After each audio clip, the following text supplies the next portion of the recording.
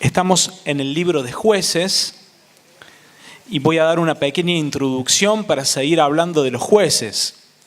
Habíamos comenzado a hablar de que los jueces no eran jueces en el sentido moderno de la palabra, sino que más bien eran caudillos militares o líderes militares que debían juzgar al pueblo y que tenían dos rasgos específicos, y uno era que habían sido elegidos por Dios y que habían sido investidos por el Espíritu Santo.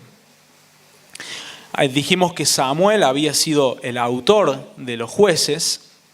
Y también hablamos, no lo hablamos, pero lo vamos a hablar ahora, del tema del libro de Jueces. Y el tema se resume en 4 palabras. Si ustedes van allí a la unidad número 3, van a tener el tema en la página 34 de sus manuales. En la página 34 tenemos el tema que dice el ciclo constante de apostasía, castigo, arrepentimiento y liberación. Este es un ciclo que se continúa alrededor de todo Jueces. El pueblo cae en apostasía, es decir, van detrás de los ídolos, dejan a Dios, al Dios de Josué, dejan la ley. Y por consecuencia viene el castigo de parte de Dios. Entonces llegan los pueblos nómadas a invadirlos, a oprimirlos. Y luego viene el pueblo de Dios, se da cuenta de su pecado, va a buscar a Dios, se arrepiente y allí viene la liberación. Y Dios levanta a un juez para traer libertad al pueblo de Dios. Pero esto es una constante en todos los jueces. Vemos, por ejemplo, 10 jueces. Y esos 10 jueces son 10 apostasías, castigos, arrepentimiento y liberación. Cada vez que un juez terminaba su tiempo de juzgado, el pueblo volvía al pecado. Volvía al pecado, la apostasía, era castigado por Dios, se arrepentía y era liberado cuando Dios levantaba a un nuevo juez. Así es todo el libro de Jueces. Entonces recordemos ese ciclo que se puede resumir en 4 palabras. Yo, para acordarme, por ahí armo palabras. En este caso sería acal. Acal sería la A de apostasía, la C de castigo, la A de arrepentimiento y la L de liberación. Es un recurso mnemotécnico como para recordar cuando nos pregunten en el examen cuál es el tema del libro de Jueces, ustedes van a decir acal. Acal es apostasía, castigo, arrepentimiento y liberación. Ese es el tema y la constante que vemos en el libro de los Jueces. Y habíamos visto al juez, ¿a qué juez habíamos visto? A ver si recuerdan. ¿Cómo se llamaba? Otoniel, y después vimos uno que era muy característico, Ahod. Ahod, que había derrotado a los moabitas y que era un personaje bastante característico porque ¿qué característica tenía, digamos? Era zurdo, muy bien, era zurdo. Bien, y con la zurda, algo totalmente poco común en esa época, porque todos los guerreros utilizaban la mano derecha para blandir la espada. Bueno, entonces era algo común. No era algo común que un guerrero fuera zurdo. Entonces no se esperaban que Ahod sacara una espada enfrente del rey Eglón y atravesara su estómago, su intestino, y así se cobrara con la vida de este rey y después vencería a los moabitas. Y después tenemos otros jueces y vamos a hablar de Barak y de Débora y de Barak. Ahí vamos a poner la placa que tenemos para el día de hoy. Jueces capítulo 4, versículo 1 al 5:31. ¿A quién enfrenta Débora y Barak enfrentan a los cananeos. Ahí tenemos el mapa, siempre lo vamos a poner al principio como para ir recordando cómo estaban situadas las tribus, pero vamos a la próxima placa que habla sobre Débora y Barak. No, sobre Débora y Barak.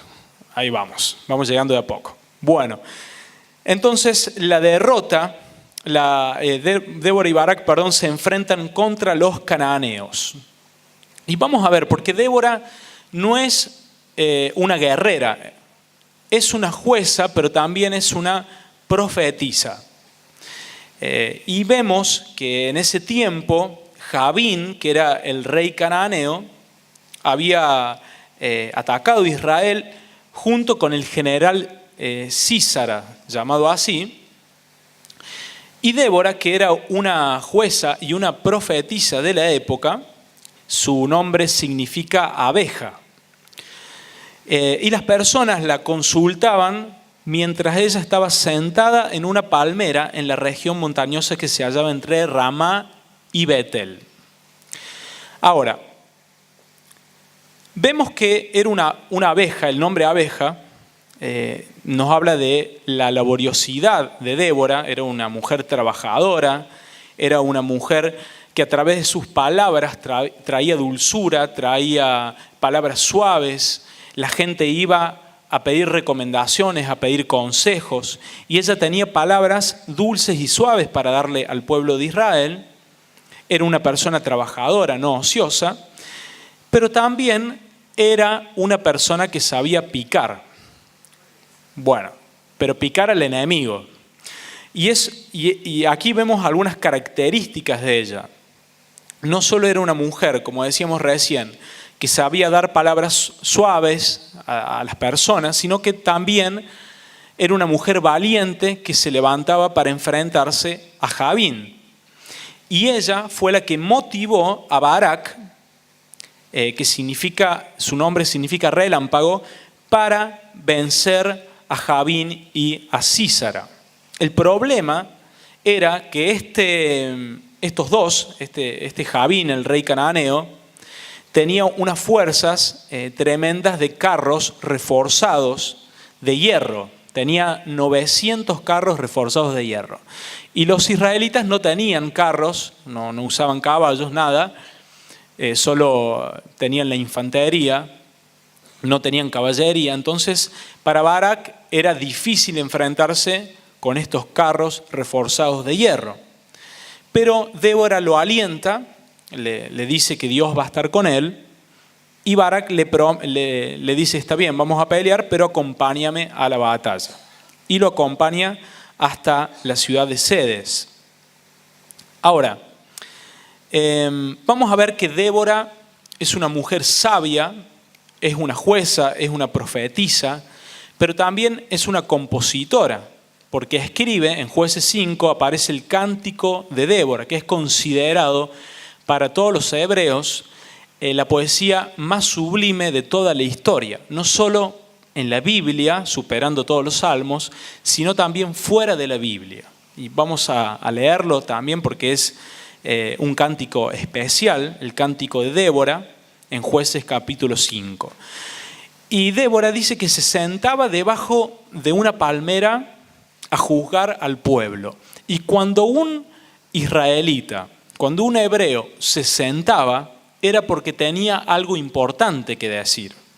Cuando Jesús está por dar el sermón del monte, él, antes de hablar a toda esa multitud, se sienta y empieza a enseñar allí en Mateo capítulo 5, 6 y 7, y da sublimes enseñanzas que son llamadas el sermón del monte. Cuando un rabino, cuando un hebreo, como Débora lo era, un juez, un profeta, se sentaba, era porque tenía algo importante para decir. Había que escucharlo que tenía para decir. Entonces podemos decir que Débora era alguien que tenía algo para decir. Era una persona sabia, era una profetisa, era una jueza y también una poeta. sabía componer cánticos. Así que podemos hablar que Débora es uno de los jueces más importantes que tuvo Israel. No solo más importante, sino también más completa. Un juez que lo tenía todo. Ahora, Barak va a la guerra, Dios promete acompañarlo, y a través de la intercesión de Dios hay un gran diluvio que hace que los carros de Jabín y de Sísara queden en el pantano, no puedan avanzar, y haga que estos enemigos huyan despavoridos, porque los carros se habían quedado hasta atascados y los caballos también. Entonces fue la oportunidad perfecta para que Barak pueda perseguir a estos enemigos hasta darle muerte. Entonces ahí vemos la mano también sobrenatural de Dios haciendo caer un diluvio, literalmente, para detener los carros de Sísara. Es así que venció Barak a este pueblo y escapa Jabín, el rey de los cananeos, y escapa a una tienda de una tal Jael, una mujer que se llama Jael, donde su esposo es neutral, digamos, no patea para ningún bando, digamos, es neutral. Entonces cuando llega Jabín le pide hospedaje, está huyendo de Barak, y Jael lo hospeda junto con su esposo sin ningún problema, le dice está bien, te vamos a hospedar, te vamos a guardar de Barak. Pero Jael tenía una simpatía con el pueblo de Dios. Y mientras estaba durmiendo Jabín, con una estaca, se la pone encima de la cabeza, con una masa golpea la estaca y le atraviesa literalmente el cráneo. Y nosotros hablamos de que Jueces es uno de los libros más crudos de la Biblia, donde hay descripciones fuertes que hasta pueden hacer saltar sangre, decíamos. Y esta es una de estas descripciones. Cuando la estaca atraviesa la cabeza de Jabín, dice que se queda clavada en la tierra. O sea, traspasa de un lado a otro y así muere este rey cananeo por medio de una mujer que nada tenía que ver con la guerra, que era una simpatizante del pueblo de Israel, pero que aprovechó la oportunidad para librar a los hebreos. Y aquí vemos heroínas que se levantan, que más que heroínas son antihéroes, porque no son héroes en la concepción que nosotros entendemos, sino que son héroes que no son amas de casa, son por ahí mujeres. Las mujeres no estaban habituadas a la guerra, las mujeres se tenían que quedar con los niños en la casa mientras el hombre salía a pelear. Sin embargo, Dios utiliza lo que menos uno espera para darle la victoria al pueblo de Israel. Así como usó a Rahab, ahora está usando a Jael, pero también usó a Débora. Y si en Hebreos 11 tenemos una galería de héroes de la fe, en Jueces tenemos una galería también de heroínas de la fe, que podríamos ir juntando y vamos a ver que tenemos varias heroínas, o sea, mujeres que son usadas por Dios para darle la victoria al pueblo de Israel. Se activan en fe y realizan una hazaña que ni siquiera los grandes generales de Israel los podían realizar. Tenemos, por ejemplo, ya hablamos de Rahab en el libro de Josué, pero aquí en Jueces tenemos a Débora, tenemos a Jael, y más adelante vamos a tener a otra mujer que realiza una hazaña bastante importante. La cuestión es que desde ese momento hubo paz en Israel, y fue así que fueron libres de los cananeos. Pero, ¿qué pasó después de Barak y de Débora? Acal. ¿Se recuerdan lo que significa Acal? Apostasía, bueno, castigo, arrepentimiento y liberación. ¿Está bien? De nuevo el pueblo se aparta, entonces Dios lo castiga y manda a los madianitas. Entonces el pueblo de Dios busca a Jehová, se arrepiente y Dios levanta a otro libertador. Ahora, los madianitas, con respecto a los demás enemigos, no es un pueblo, es un pueblo nómada, pero que no busca establecerse en la tierra de Israel. Pasamos a la placa de Gedeón. No busca establecerse en la tierra de Israel, sino que es un pueblo que viene del sur, del desierto del Sinaí, y que solo aparece para venir a robar la cosecha del pueblo de Dios. O sea, cuando hay cosecha, ellos aparecen, roban las cosechas y se van. Solamente eso es lo que hacían los madianitas. Es por eso, y en este sentido entendemos que Gedeón está limpiando el trigo, no en el lugar donde habitualmente se limpiaba el trigo, que era la era, sino en el lugar donde se pisaban las uvas, en el lagar. Estaba escondido. Ahí estaba limpiando el trigo porque obviamente no quería ser descubierto por los madianitas. Y aparte le tenía que dar de comer a su familia. Y aquí viene un ángel y se le presenta mientras él está limpiando el trigo, no en la era, sino en el lagar, en un lugar escondido. Le dice: varón esforzado y valiente. Ahora, algunos dicen que está bien, es una palabra profética que se le da a Gedeón, pero hay que tener valor y coraje para estar limpiando el trigo, porque si él era descubierto por los madianitas, seguramente le iban a cortar la cabeza y le iban a robar el trigo. Sin embargo, él estaba trabajando, estaba limpiando el trigo para darle de comer a su familia. Era alguien esforzado, era alguien valiente de alguna forma. Entonces el ángel aparece y le dice: varón esforzado y valiente. Y este ángel se identifica a sí mismo como el ángel de Jehová. Es el mismo ángel que se le apareció a Josué y es el mismo ángel que se le aparece ahora a Gedeón y que luego se le va a aparecer a los padres de Sansón, a Manoa y a su mujer. Y aquí aparece el ángel y lo llama y le da una directiva, le dice varias veces que va a estar con él, que él es el escogido para liberar a su pueblo.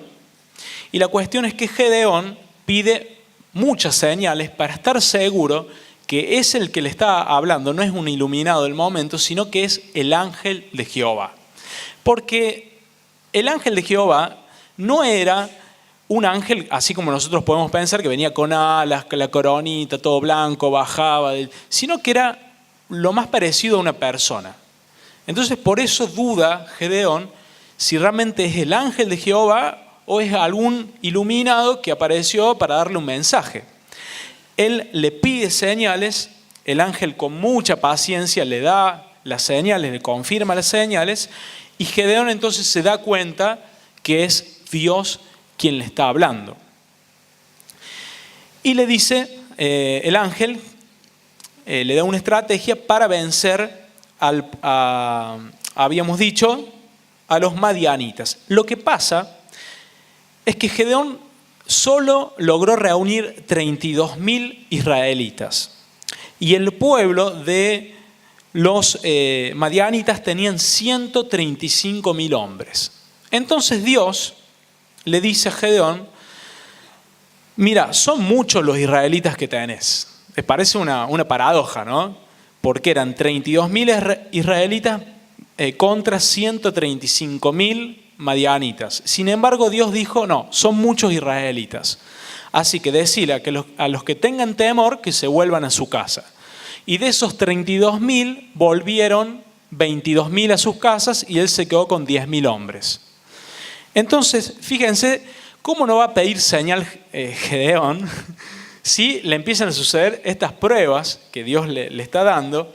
Tenía que estar realmente seguro que Dios lo había llamado. Pero no solo eso, 10.000 israelitas le parece mucho a Dios.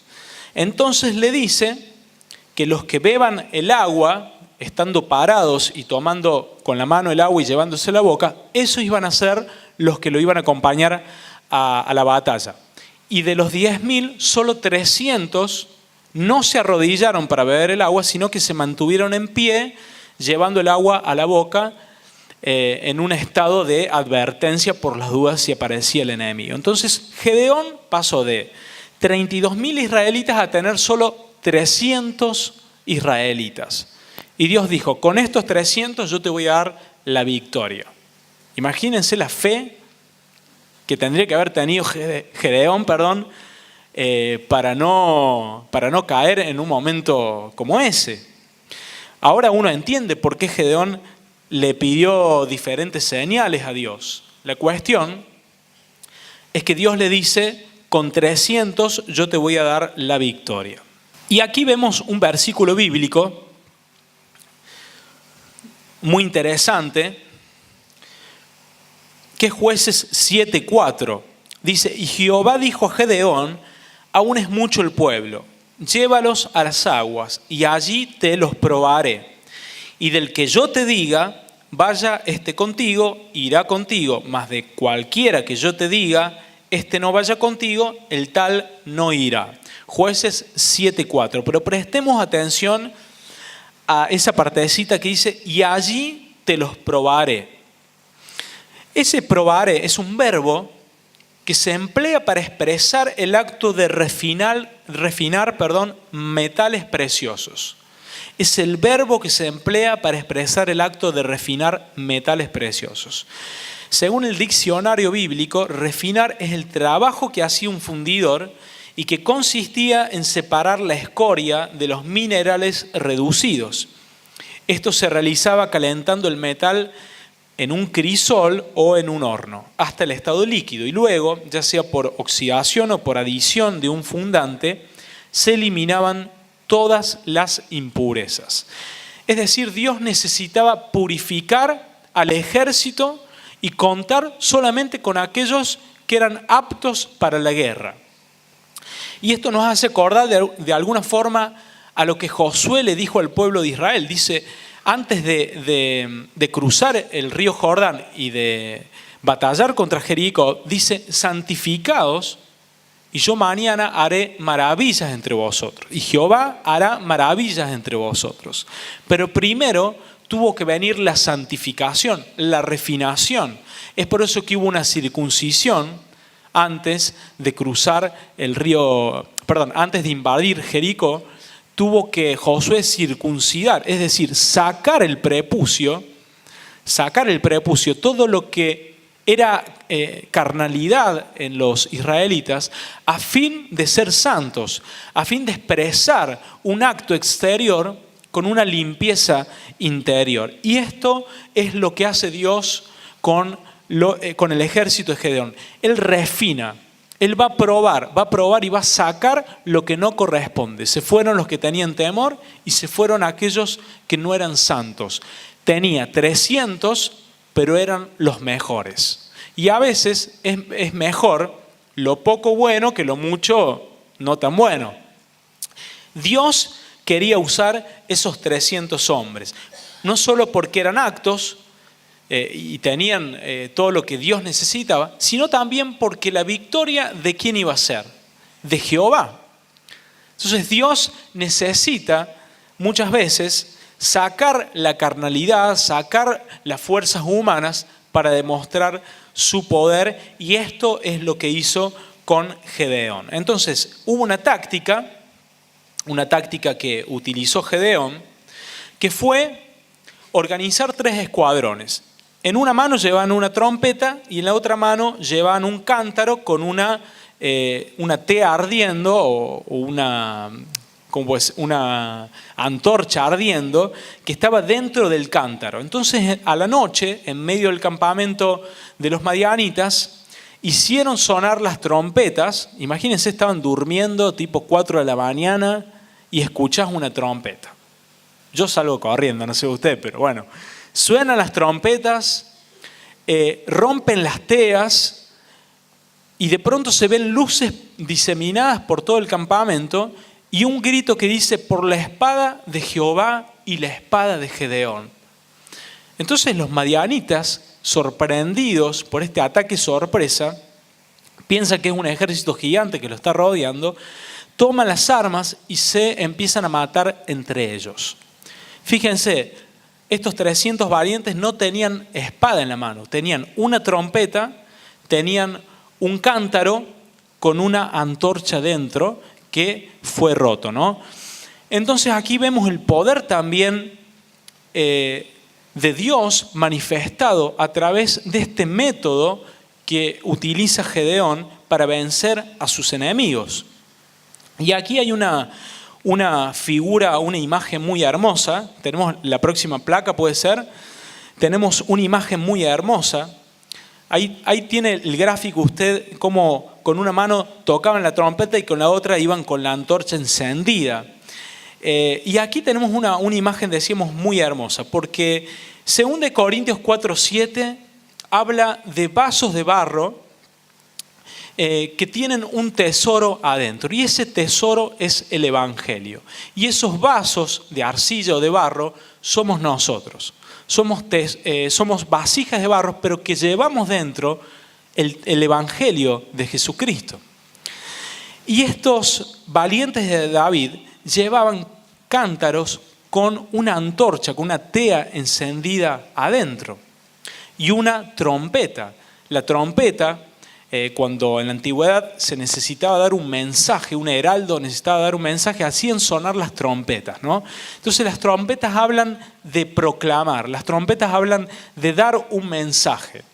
Pero ese mensaje que se da, primero necesita que la vasija sea rota para que la luz se pueda ver.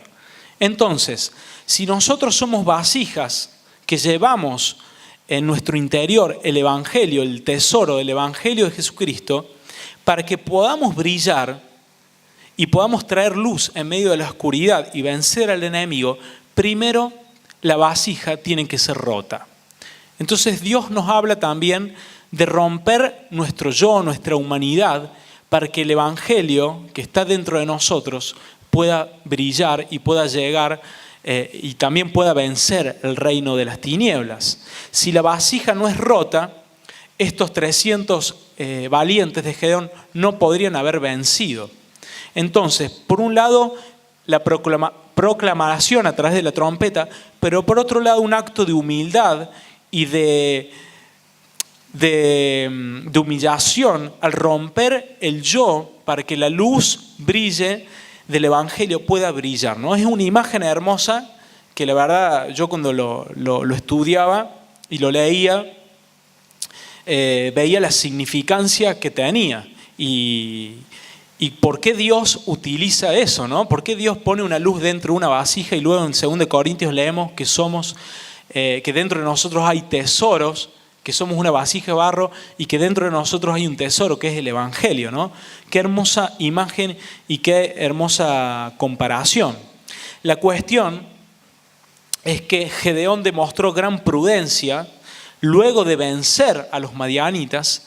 Quisieron los israelitas hacerlo rey. Y es la primera oportunidad que encontramos en los Jueces donde el pueblo quiere levantar un rey. Y lo quieren erigir a Gedeón como rey. Pero, ¿qué dice Gedeón? Que no, rehúsa el título de rey. Y él dice, no, yo no voy a ser rey porque Jehová es el rey. Y aquí vemos un acto tremendo de humildad de Gedeón. Sin embargo, a pesar de que después reposó la tierra por 40 años, hubo un pequeño fallo en Gedeón. Y aquí vamos a encontrar que los jueces no fueron 100% perfectos, sino que tuvieron errores y fallaron. Y uno de esos fallos fue el harem. Gedeón tuvo 70 hijos. 70 hijos tuvo.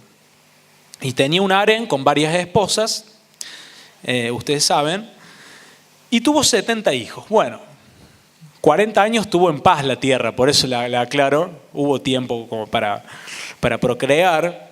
Y la cuestión, no había televisión tampoco, y la cuestión es que uno de los hijos de Gedeón, que se llamó Abimelech, pensó que al morir su padre, él podía heredar el poder de Israel y convertirse en rey. Entonces se fue a Siquem, que era una capital importante, y se autoproclamó rey.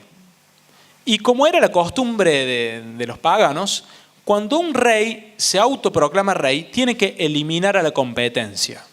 Y para eliminar a la competencia mató a todos sus hermanos. Entonces fulminó a todos sus hermanos sobre una roca, le fue cortando la cabeza uno por uno, pero uno de ellos se escapó, que fue Jotam. Jotam escapó, el menor, y pudo salvar su vida. Pero Abimelech se proclamó rey, engañó a los ciudadanos de Siquem, pero Jotam se encargó a través de una alegoría muy interesante en la Biblia. Tenemos Jueces 9:7 para poner en la pantalla. Jotam se encargó de convencer a los ciudadanos de Siquem que su hermano Abimelech era un estafador, que no era un verdadero juez, sino un verdadero usurpador. Entonces, tenemos una alegoría con la cual Jotam habla a los de Siquem. Quizá, ¿por qué le habla a través de una alegoría? ¿Qué es una alegoría? Es un recurso poético donde pueden aparecer objetos inanimados o animados que no hablan, pero en este caso sí van a hablar, como animales, por ejemplo, o plantas o árboles, que toman la palabra y pueden hablar. Es como una especie de fábula, pero esta alegoría tiene un sentido, y ese sentido es de dejar una moraleja. Entonces, Jotam, no sabemos si era poeta o qué, pero a través de esta alegoría quiso decir que su hermano no era un árbol importante en el reino, sino que era una zarza. Y la historia, yo no sé si leerla ahora porque se nos pasa el tiempo, pero usted la puede encontrar en el capítulo 9 de Jueces, y básicamente se le resumo así. Jotam dice que hay varios árboles importantes, como el olivo, por ejemplo, donde viene el pueblo a hacerlo rey. Pero el olivo no quiere, ser rey, porque no quiere dejar su lugar de ser olivo, hasta que llega la oportunidad a una zarza. Y la zarza, ustedes saben, la zarza no produce frutos, no llega a ser un árbol, es un pequeño arbusto, no da sombra, no sabemos para qué sirve, no tiene ninguna utilidad, incluso tiene espinas, o sea, produce dolor. Y la zarza estaba ahí pobrecita y le preguntaron si quería ser rey y dijo que sí. Y la zarza aceptó ser el rey. Entonces habla Jotam de que su hermano era esta zarza, que lo único que iba a producir en el reino era dolor. Y eso es lo que produjo Abimelech, dolor. Se levantó un tal Gal se llama, que inició una revolución contra Abimelech, y Abimelech prevaleció en las batallas, pero he aquí que una mujer, y aquí aparece otra mujer, dejó caer una piedra de molino sobre la cabeza y lo mató a Abimelech. Y ahí se terminó todo intento de reinado por parte de Abimelech. Y acá sucede lo mismo que pasó con Jabín, cuando Jael, aquella mujer, también mató a este rey. Y aquí esta mujer, que no sabemos su nombre, cuando lo vio pasar a Abimelech, le arrojó una piedra de molino y cayó sobre Abimelech y lo destruyó. Y aquí tenemos las heroínas del libro de Josué y de Jueces, ¿no? Débora, Rahab, Jael, y esta mujer que a través de esa actitud liberó a su pueblo de el reinado usurpador del hijo de Abimelech.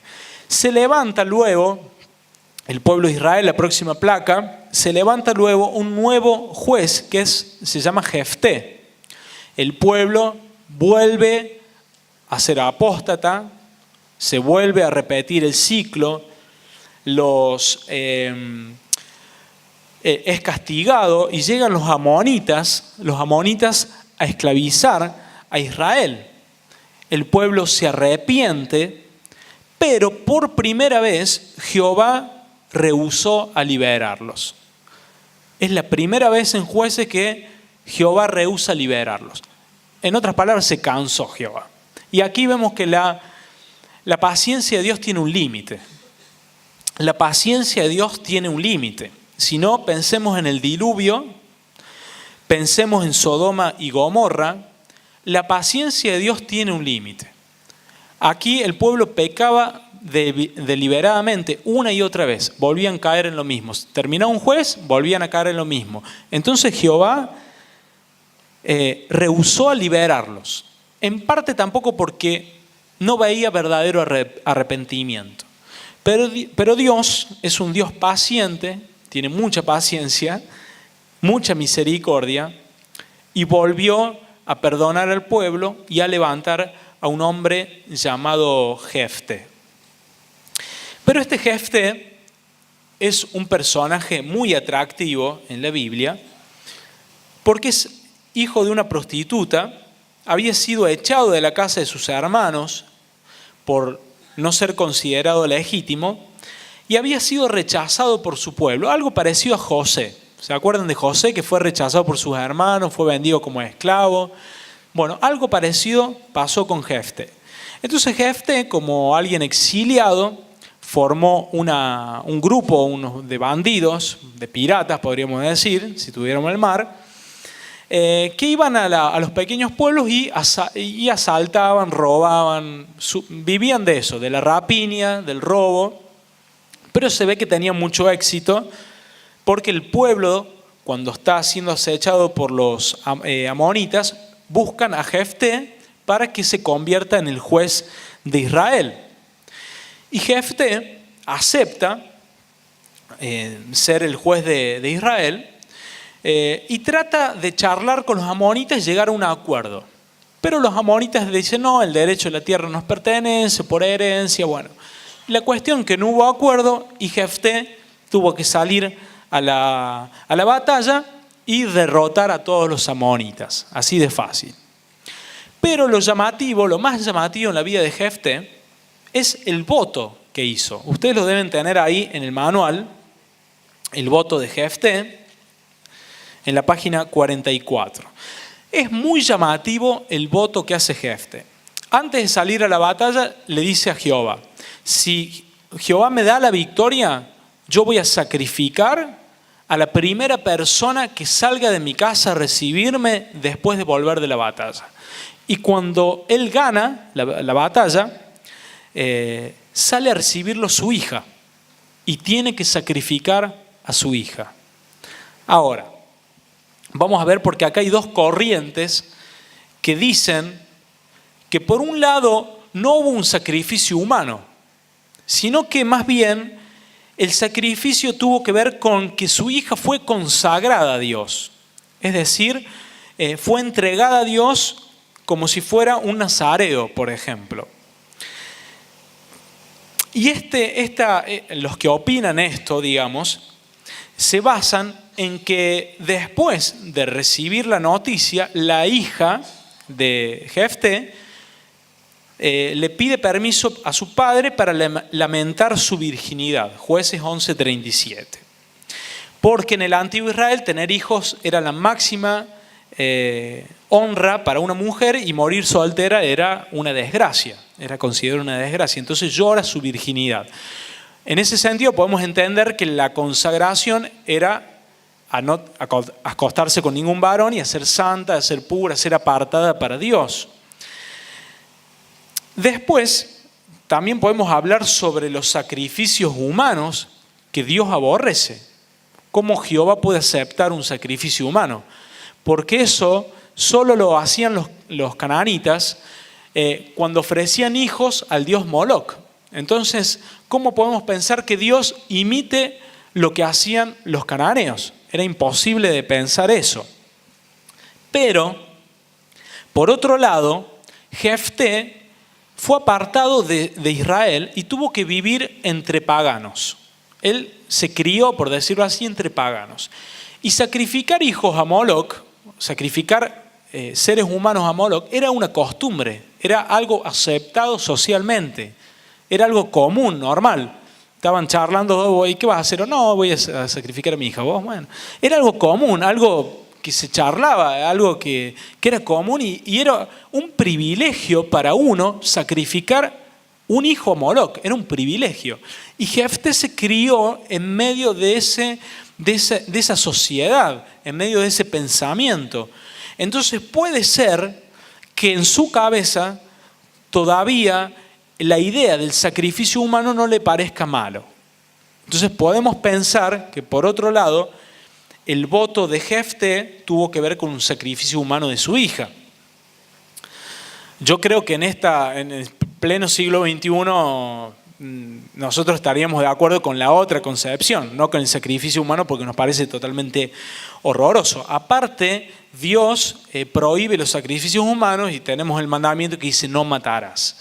Pero bueno, vamos a creer que esto está bastante dividido la cuestión. Yo me inclino porque el sacrificio tuvo que ver con la consagración de su hija a Dios y no con el sacrificio humano. Sin embargo, este voto apresurado de Jefté nos enseña algo que dice Eclesiastés capítulo 5, versículo 4 al 6.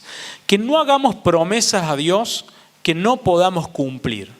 Ahí Salomón enseña que cuando vayamos a la casa de Dios no prometamos algo que después vamos a cumplir, porque nos puede pasar lo que le pasó a Jefté.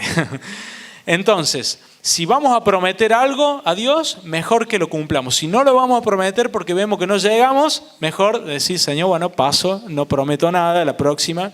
Esto nos enseña también a no ser apresurados y a no irnos de boca, porque muchas veces el propio sentimiento de uno lo lleva a decir cosas, a prometer cosas a Dios que después no cumple.